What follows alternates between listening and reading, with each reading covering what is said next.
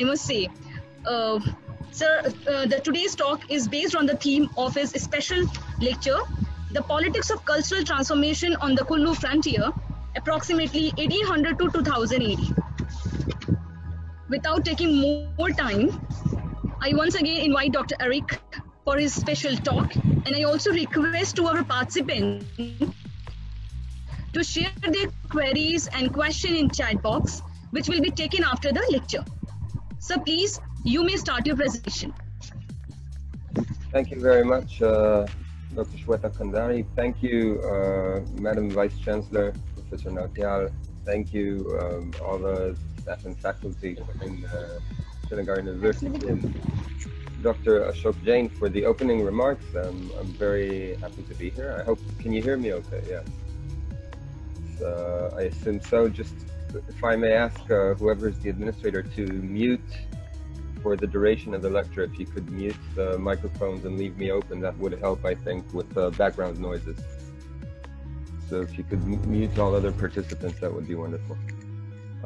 Also, I would like to, okay, just a few words. When I was asked to, or posed to give this lecture, I was a little timid because I work obviously on the Himalayan societies and the modern history of Asia, and primarily up in the hills.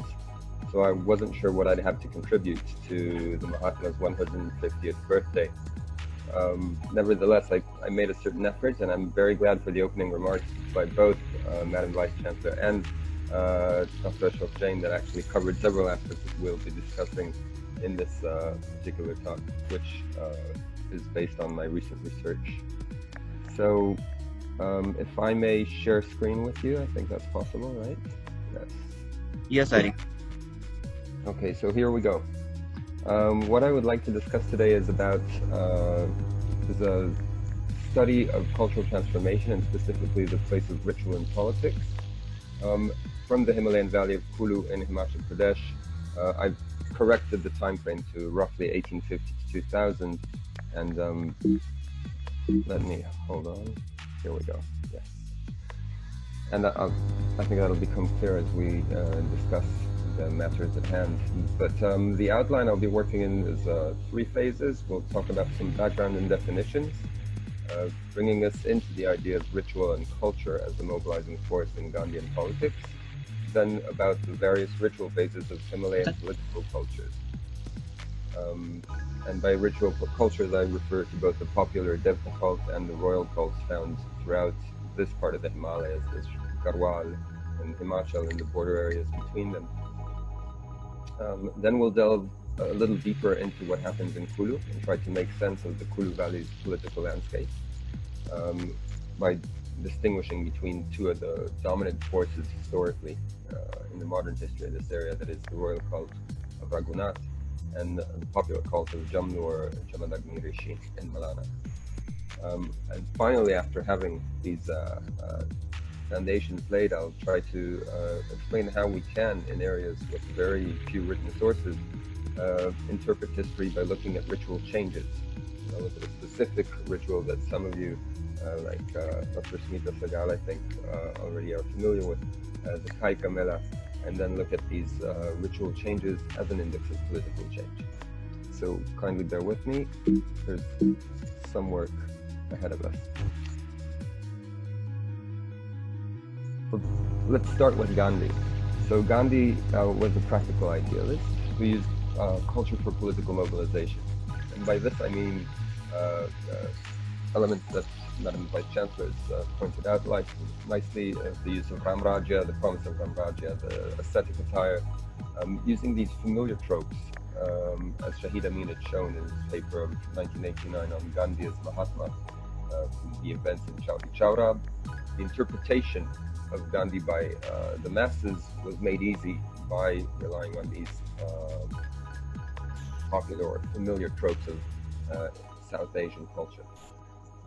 Another aspect in which Gandhi made use of culture was by ritualizing these quotidian days, tasks, right? Tasks such as the charka, the spinning activities, even the salt march, the making of salt. So the idea is to take trivial kind of activities and turn them into rituals. So this is another way in which political mobilization was made possible. And as Ashish Nandia explained in his seminal Intimate Enemy book from 1983, this embrace of Indian culture had both a psychological effect of empowering the masses, right? Empowering the participants in the movement for independence, and also making them active participants in generating political change. So what I mean to say is that we draw on the tools, and Gandhi was basically drawing on familiar tools in order to generate change, and I'll try to show how this kind of thing can happen, or has happened and continues to happen in the Western Himalaya in India and in Himachal Pradesh, just across the border. To do this, we'll have to take a few notes about how we can define, research-wise, the political cultures of the region. And there are two ways that we can define them. We can look at the popular level, the village level, which is the religious cults, devtas, the Devta Kharaj, the government by deity, where we have the local village gods act as kings, and each little village becomes a kingdom of sorts with its own set of administrators. We'll talk more about this in a minute. And then on top of this, or parallel to this a lot of the times, we will have Rajput kingdoms, right? And ritual cults associated with Rajput powers, such as Garhwal, and as we were mentioning, the procession to Badrinath, exactly the same kind of structure with variances can be found throughout this part of the world. The photos below are from the Kulu Valley. We'll see more of these as we progress. Right, so the important thing about Devta Kharaj, this popular level of religion, is to understand that it is a civic religion. And civic religion, by this I mean that we have a social life that is regulated by ritual protocols. The Devta is the supreme ruler and represents the political will of the community. And this is done by the participation of most, ideally all, members of the said community. And this includes the Kardar, the head of the village, the dominant, politically dominant lineage in the village, the shaman, Mali or Gur, who speaks for the deity, the pujari, the Rohit, the priest, and of course committees of Devtalog, which we call them, that is the Bhandari, the people who take care of storage of taxes and so forth. Now, because all of these activities are religiously sanctioned, what we have in village life is effectively a civic religion of the type described also for Tibetan societies by Charles Rambo in Mustan, in the enclave of Te in Upper Mustan. And what we mean by this is that we have a close-knit community that subscribes to a certain religious set of rules and practices that actually have a very strong social basis and a strong fundamental role in regulating citizenship, so to speak, on a very local level. So this is just one of the examples of the Devtas in Kulu, which are familiar to you, and you're coming from Garhwal, of course, the Rath or Palki, on which we carry the deity, the Mohras, the murtis, the faces, right, that represent the deity, and all these are come out in festive occasions. Otherwise, the deity will be in the storehouse or in the temple. Now, because we have multiple communities like this, then we have relationships between Devtas and with the Devtas being regulated in various means. So the relations between the Devtas are ritually enacted. That is, Devtas will visit each other, will have quarrels with each other, and so forth. But we also have a situation where, for example, in remote areas, an imperial cult or a grassroots empire, we could call it, of Devtas controlling or purporting to control a larger swath of territory develops. And a good example of this is the Devta Mahasu in Chansar Bavar on the border with Himachal in Uttarakhand, an area known as previously Mahasu Desh, which encompassed actually the Shimla Hills and Chansar Bavar and perhaps other parts closer to Rampur Bishar to the north. And the idea is that we have one strong community and a central cult that controls other local Devtas.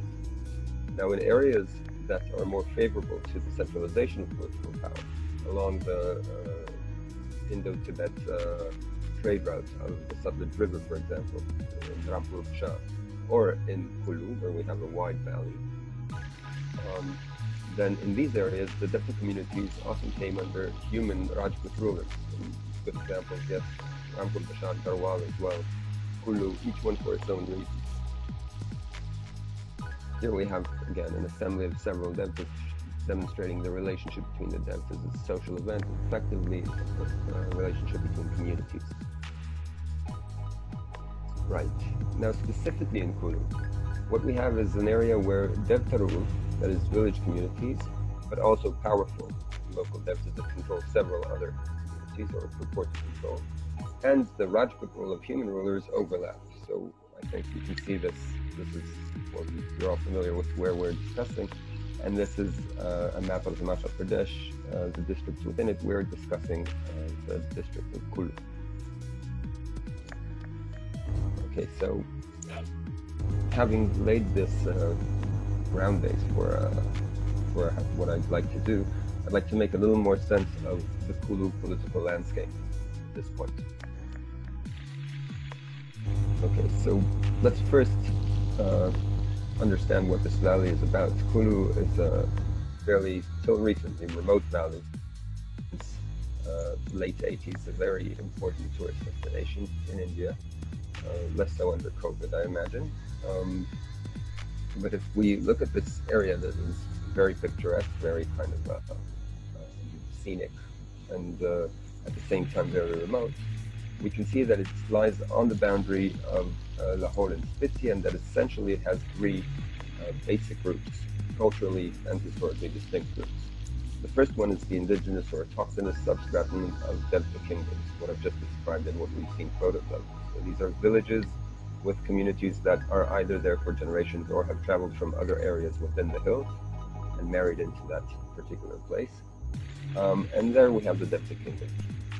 On the other hand, we have the intimate others, the immediate, supposedly alien groups from Tibetan societies in Lahaul and Spiti. And thirdly, we have migrants from the plains, Punjabis, Rajputs, etc. And Guru Gobind Singh have been visited Kullu. I mean, these are, not that the area was a complete cultural isolate, but if we look at it, we have these three general groups interacting and settling there in different layers at different historical moments. So the question is, if we have such an incongruence between such three central components, can we even speak about Kullu society as a cultural home? And the answer is, fortunately, that we can if we look at ritual politics. So Kullu society, despite its disparity, can be considered in unity.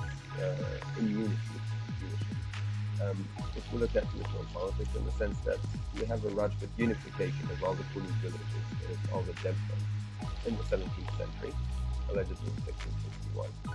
And this unification of the Devtas is remembered and enacted through ritual. Unification happens under Raja Jagat Singh, who brought a chosen deity from Ayodhya, Raghunathji. And Raghunathji is the master of the Dashara or Dussehra celebration that happen every year. The Kullu Dashara, of course, is very, very famous now across the world.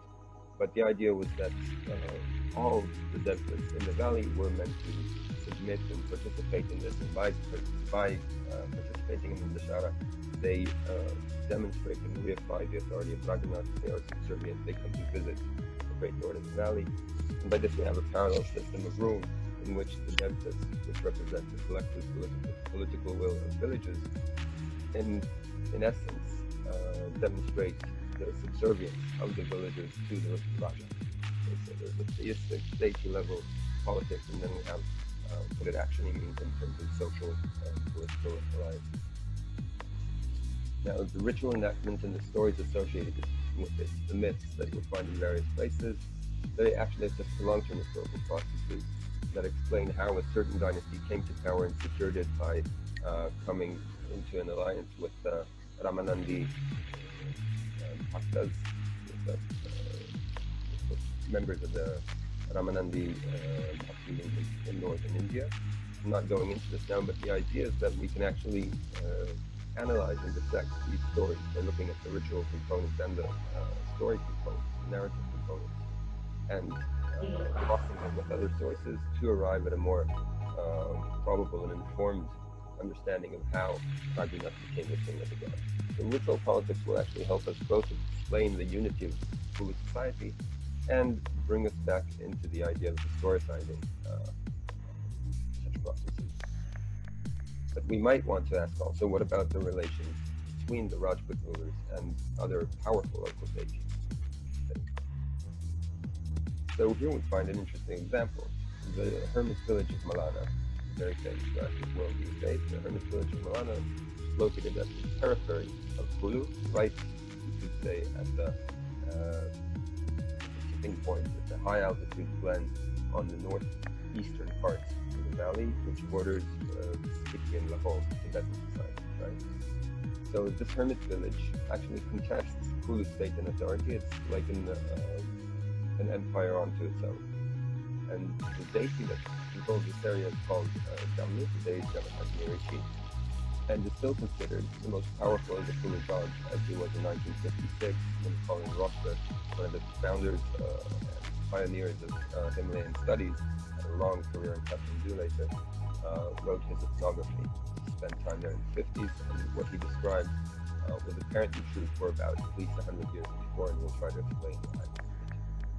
But the question is, how does one devta in a very distant kind of area contest state authority, Rajput or modern state? And this happens in two ways. One, Jamnu, the deity, avoids participating in Dashara, which means he doesn't submit to the rule of Raghunath, and by extension, the people of Malana, the followers of Jamnu, do not submit to the authority of the kings, today politicians, of course. Second is we have evidence, and this continues today, of raiding parties from Malana, collecting taxes from various villages within Kulu, in the valley below them, ostensibly villages that are supposed to be under the control of the Kulu king, but in fact have muwafti, that is tax-free land grants, that are meant to be directed to Jammu. Okay. So what we have is an interesting situation where we have an external peripheral force that contests state authority through a strategy of cultural exclusion, which Richard Appleby has shown this nicely in an article in 2015. This strategy of cultural exclusion actually extends today in the kind of demeanor and activities that the people of Malana pursue, such as being world-class exporters of charas, or marijuana-induced items that are sold on a global scale. And this notion of being so different from their environment feeds into Malana culture, and also feeds into their economic viability and success in an area that is otherwise not very useful for gaining income. As a result of this strategy of cultural exclusion, though, Malana and Kulu societies become closely intertwined. Okay. So what do I mean by this? I mean that even the myths told locally, because the villagers in Kulu consider Jammu to be the most powerful of the Kulu gods to this very day. And many of them claim that actually the running myth is that Jammu came from far away from the Tibetan side of the hill and was sat on top of a mountain pass when he was hurled a rock at by the local villagers, and the casket of Kardu that he had broke open, carrying his casket with him, broke open. And Karakardu, the numerous Naga deities and the numerous local gods had actually established themselves in the valley, originating from Jamnu Rishi himself.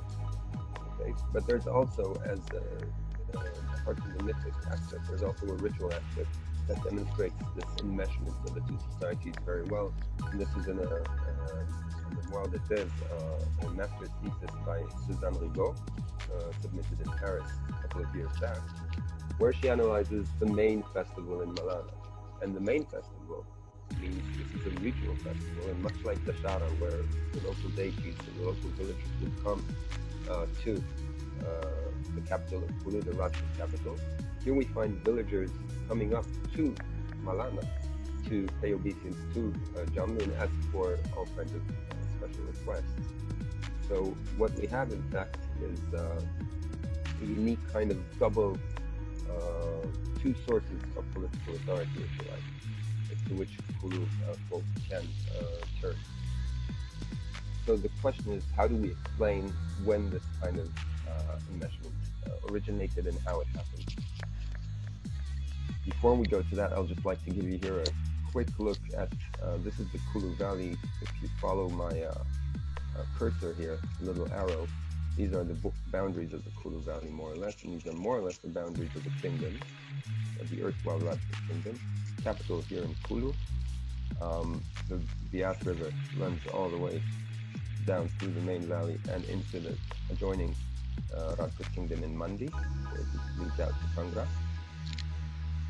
And this is Kulu, and this is Malana. Okay. So Malana is really up here, and we have Spiti on the east here and Lahore on the north, already other societies, different completely. Now, voice is not clear. Is this better? This might be right. Okay, apologies for the technical inconvenience. Again, I'll just repeat myself for those of you who couldn't hear this. We are looking at a map of the Kulu region, the kingdom of Kulu that we discussed a minute ago. And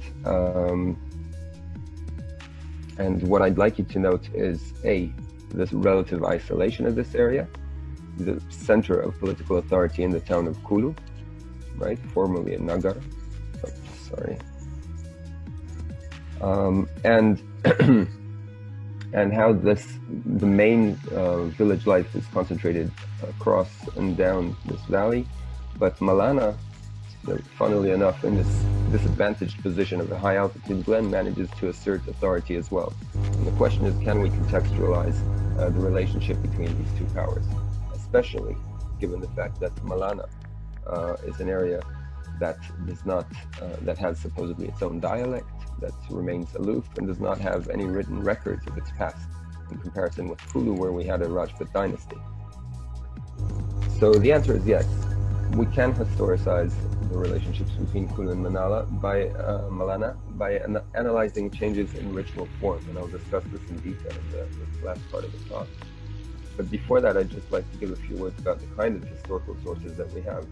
These are very easy to comprehend. We have the classical kind of sources, epigraphic sources, in which we have nothing written from the period of Malana. But we do have the written sources, the dynastic rolls, the Vamshavalis of the Kulu kings. We have British reports and gazetteers. The British arrived in the area in 1845, as Louis that is. And we have, of course, the HP government reports. Again, taking into account the idea of technical problems, please follow the text, which should help you follow the content of my lecture. So again, my argument is that we can't historicize the relationship between Malana and Kulu. Malana, despite being a largely oral society where everything, tradition is passed and transmitted orally, and having very little written records until the modern period, we can nonetheless understand this if we look at changes in ritual form. The precise ritual forms and changes I'll discuss in a minute, but before that I'd like to talk about the sources that we can use. And the written sources that we actually have for this area in this modern history period are three types: dynastic rolls, Vamshavalis of Kulu kings, British reports and gazetteers, and Himachal Pradesh government reports. All of these sources are written from the state perspective. Okay, so if we look at Malana as a non-state actor, then we have nothing to look at, but we have state perspective written sources. The written evidence about Malana, as I note here, is limited to the reports and gazetteers. There's nothing written about Malana in the Vamshavali, to the best of my knowledge, and also to ethnographies and scholarly works. These are really, look at four main ones, and these are the articles I mentioned by Richard Ackleby and Suzanne Rigaud, Colin Rosser's thesis and other writings, and Dobland's close work in Greek. So what I would like to propose in the final part of this lecture is a way to understand Malana history, and we find that if we analyze changes in rituals that are connected with Malana, they are actually instructive of historical changes. Okay, so historicizing ritual transformation, this is the heart, I would say, of the argument I'd like to present. And we have here a two-phase inquiry. First, I would like to present a ritual known as the Kahi Kamela, a religious festival, and how it was celebrated between 1880 and 2000. And I will outline ritual change, the way this ritual was celebrated, and then try to explain why this change, I think, had happened and how. So the Kahi Kamela, when we look at it today, is considered the most potent purification rite in the Kulu Valley. And we're looking at a ritual spectacle held irregularly, once every few years, in villages throughout Kulu and also in northern Mandi. Now, the fact that this is the most important rite is reflected in the fact that it is concluded with a narbal, with a human sacrifice of sorts, or an approximation of it, in which the ritual specialist swallows poison or is shot. There's various ways that this is done, but ultimately is revived. And I'll explain a bit about this in a minute. Now, the Kahi Kamela goals are soteriological, expiation, people come there to be absolved of sin, and political. That is, the community that hosts this festival will assert political dominance by displaying their monopoly over violence. That is, they will be executing the person who came to perform the ritual. And this classical anthropological thought of me translates into a way to assert dominance, political dominance.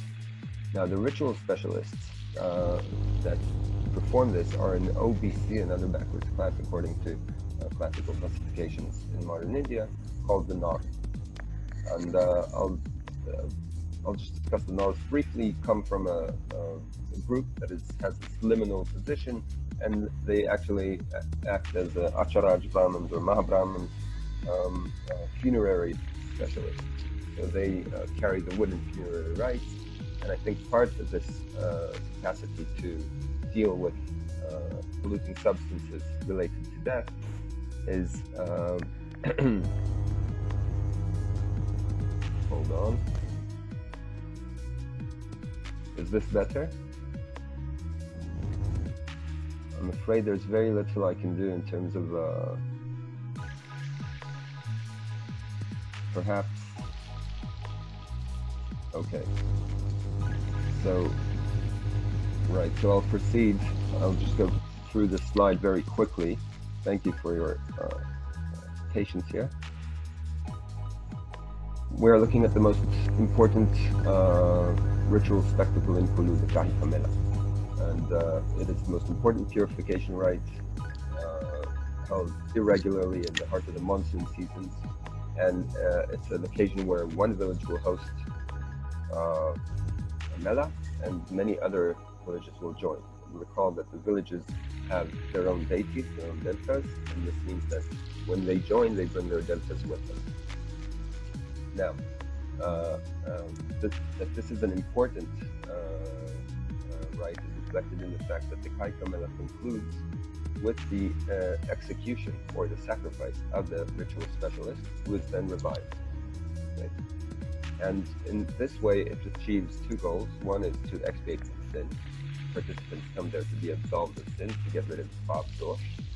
And political, to assert dominance by displaying the monopoly over violence of the sacrificers, that is, the people who have invited their guests, the local village that hosts the mela. And the ritual specialists themselves are uniquely equipped to deal with these materials, these polluting substances that are expiated, because they come from a community of death ritual specialists, or Mahabrahmins, Acharaj Brahmins, that is, funerary priests. Okay, so a lot of this ritual has been described in this film, Chidra, which I'd co-created with Nadav Harel. And I'll show you a couple of photos from this, and I'll explain the three stages of the Kaika very quickly. The first is the Kaika Karerna. We construct this canopy seen here. The host villagers will cut the branches early in the morning, bring them down. In the evening before that, the ritual specialists will arrive and be greeted as guests, as honorary guests in the village. They will sanctify the ritual ground, and this canopy called kaika will be raised. And this is where all the expiation activity takes place for the next few days of the ritual. In stage 2, we actually perform several rounds of chidra yajna, what they call, yes, or chidra. And chidra, the hole or the perforation, is a common ritual procedure that expiates sin by diverting it to a ritual device. So what we have here, this is the Nar, this is the ritual specialist, Ramnat, and he is, this is the device where you see the grains, where all the paf and dosh, all the polluting substances are stored. And of course, the Nars, when they arrive as a couple. So it's a married couple. We have both Ramnat and his wife, Keki Devi. We'll see her in a minute. And she sits by him throughout the stage of yajnas. And people will come for private chidras like this, or they will come for public rounds of chidra. That is, the entire community will come to join them, aided by the shamans or the gurus, or Malli, I think, in some parts in Garhwal they're called, but the spokespersons for the deities, here in white. And they will perform again these chidras. Here we see Ramnat. They will perform these procedures to get rid of the various sins. Here we see the village Kardar on the left, the leader of the community that's hosting this entire village. So after a few days of this, and we have a few rounds of these chidras as per the number of deities that have arrived. You can see the deities up here. After this, we will have stage 3, which is the Narbali. And this is when the headman, the same person seen here, will execute the Nar. This is done here through a bow and arrow charged with special mantras. And then the body of the Nar, covered in cloth, as you would take a kadav, as you would take a dead person, is brought back to the ritual grounds where we perform the chidra yajnas, and his wife or partner will perform the chidra over his body. The Nar revives, and the couple leave with a lot of gifts and payment. So on the face of it, when we look at this, what I call the Narbali Kaskamela, this ritual I just described, we are looking at what James Fraser had described as a scapegoat ritual. Scapegoat ritual, right? The person, we have a receptacle for our sins. It could be a goat that we send out to the wilderness, or it could be a human person sacrifice, with a certain twist, in the sense that ultimately all the bad karmatic kind of charge is transferred from the body of the ritual specialist to the host deity by the wife performing chidra over the body. So it's a classical scapegoat in the sense that we transfer sins from one place to the other. But historical sources will give us a slightly different understanding of this. And here Malana comes into play. It turns out that the earliest record of Kaika, not called Kaika but Kaika, describes, again, a girl, a prepubescent girl, before menstruation, who marries the god king Jamlut in Malana. And this is from Rose's Compendium of Tribes and Castes in the Northwestern Frontier and the Punjab of 1919, but it relies on material collected from roughly 1870 to 1919. So almost a 50-year time span when we know that this kind of ritual in which a little girl would be wed to the god king of Malana, a girl specifically of the Naran caste, and that in this way she would purify him. This ritual was already happening, and it was called Kaika. Okay. Importantly, all this young girl had to do was to marry the god king. She had no obligations. She needed to perform nothing, and she would be treated as an honorary guest or a goddess whenever she came to the village. So what we have here basically is something very similar to what we are familiar with from other places in India, and very much so in Kathmandu, in Nepal, the Kumari cult, right? The idea of a young child who is married to a deity or to the deity that represents a political entity, and this way purifies the deity. And that this role expires when the Naran reaches puberty, at which point she is replaced by another one. Now, the structural similarities, which are numerous, between the Narbali Kaika and this divine wedding or Kumari-like Kaika suggest that the Narbali is actually an elaboration of the Malana version, of this earlier Malana version. Okay? In both versions, we need Narbs, we need people in this particular community to perform purification. But what we have in this modern version of the Narbali is we have an added element that gives us this political, very strong political element of asserting political autonomy or independence. By what? By displaying again our monopoly over violence in the killing of the ritual specialists, which does not happen in the anterior version. So just here's this map again, just to show you. Recall Malana is here. The blue dots around here are places where Kaika Melas are held today. There's actually a few more that I've discovered since. So all of these places are villages where Kaika Melas occur. In Malana, mind you, for the past 30 years or so, there have been no Kaikas. But so places that occur or used to occur. And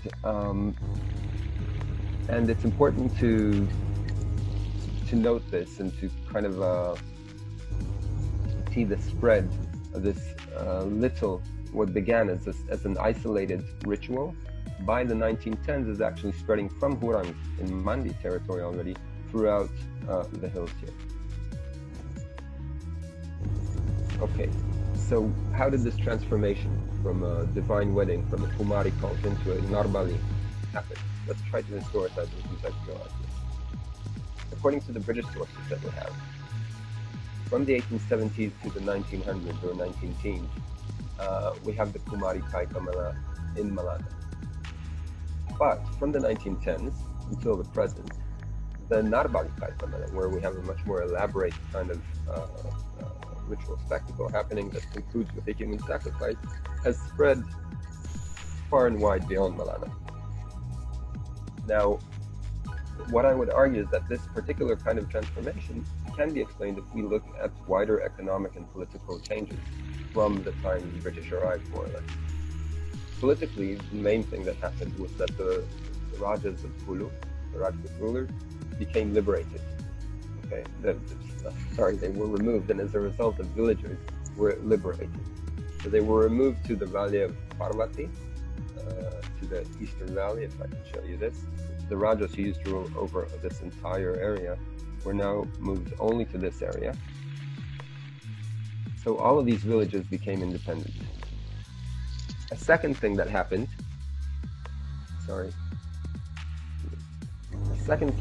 economically is that we have grazing and transhumance becoming much more important and much more lucrative under the British. Why is this so? This is because the Rajas can no longer tax all the sheep, and villagers who control certain areas can take taxes from visiting, migrating Bujals and other groups who come to rear their flocks and tend to them up in the highlands.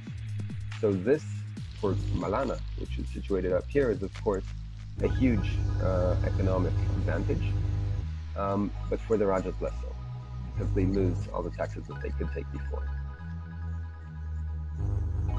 So what happens as a result of this? My hypothesis is that the Kulu villages had emulated the former Rajas' rivals, the Malanese, to display their own autonomy. The Kaika Mela, because this is the village, and I'm talking about the original Kaika Mela, right? The one where we have a marriage of a Naran girl to Jamnu, the god king. The Kaika Mela secures Jamnu's purity and is therefore the most important element in Malana society.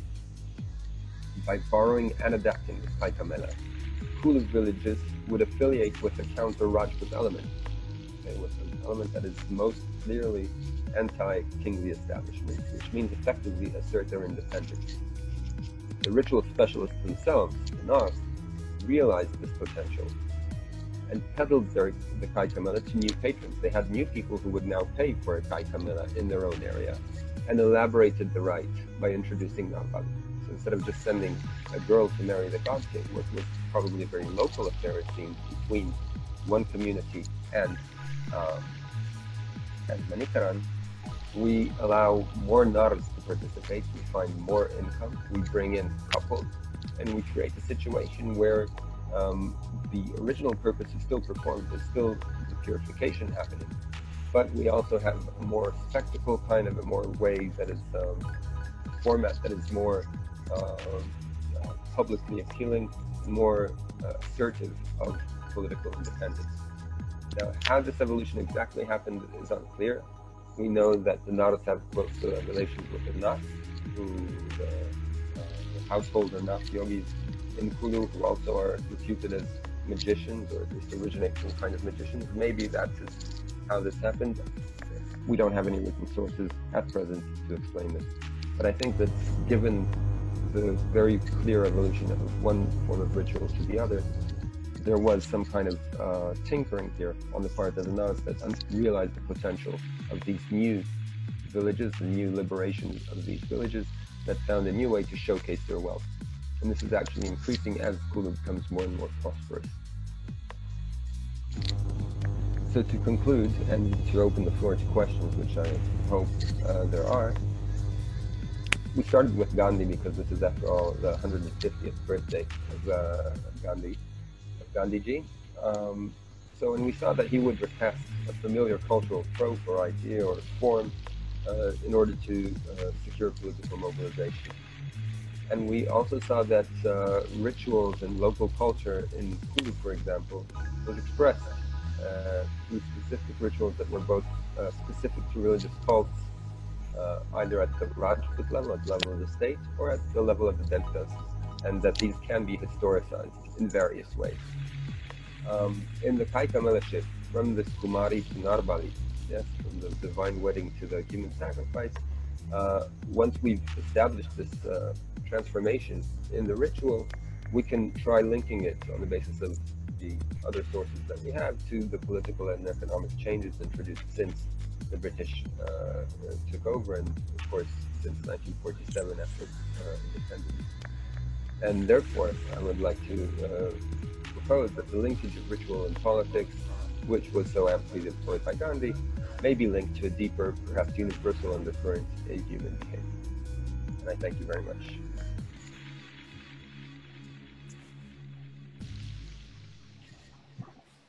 Internet connectivity.